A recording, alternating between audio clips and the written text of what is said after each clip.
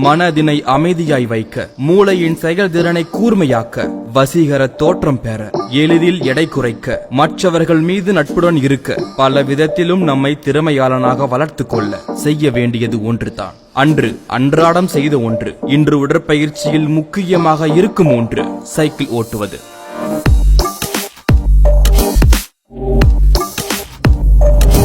Cycle ஸ்டாண்டுகளாக இருந்த இடங்கள் எல்லாம் இன்று பைக் ஸ்டாண்டுகளாக மாறிவிட்டன. ஒரு ஆய்வில் சைக்கிள் ஓட்டுபவர்கள் புத்திசாலிகளாகவும் சாந்தமானவர்களாகவும் இருக்கிறார்கள் என்று சொல்கிறது. சீனா, நெதர்லாந்து போன்ற மேலை நாடுகளில் போக்குவரத்திற்கான முதன்மை வாகனம் சைக்கிள். அமெரிக்கா, ஜப்பான் போன்ற வளர்ந்த நாடுகளில் அலுவலகம் செல்பவர்கள் பெரும்பாலும் பயன்படுத்துவது சைக்கிள். ஆனால் நாம் சைக்கிளை தொலைத்துவிட்டு ஜிம்முக்கு சென்று நகராத சைக்கிளை ஒரே இடத்தில் மிதித்துக் கொண்டிருக்கிறோம். ஆனால் உண்மையில் இயற்கையுடன் இணைந்த சைக்கிள் பயணமே எண்ணற்ற நன்மைகளை தருகிறது.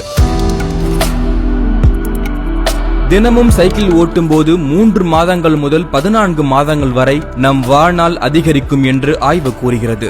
சைக்கிள் ஓட்டும் போது கால் பாதத்தில் இருந்து மூளை வரை உடலின் அத்தனை உறுப்புகளும் ஒரே நேரத்தில் இயங்குகிறது.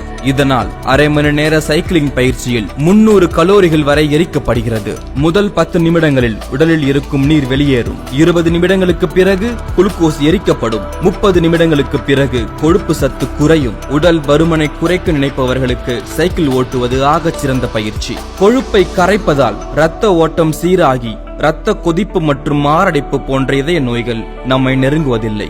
இதய துடிப்பை அதிகப்படுத்துவதோடு இதயத்தை வலுப்படுத்துகிறது. எலும்பு மற்றும் மூட்டுகளை வலுவாக்குகிறது. தசைகளை வலிமையாக்குகிறது. பாதத்தால் சைக்கிளை மிதிப்பதால் கால் தசைகள் கூடுதல் பலம் பெறுகின்றன. மேலும் இரத்தத்தில் உள்ள சர்க்கரையின் அளவு சீராக்கி சர்க்கரை நோயால் வரும் பாதிப்புகளை அரணாயிருந்து தடுக்கிறது. இயற்கை காற்றை சுவாசித்தபடி சைக்கிள் ஓட்டுகிற போது சுவாசம் சீராக்கப்படுவதால் மூளைக்கு தேவையான சுத்தமான பிராணவாயு கிடைக்கிறது.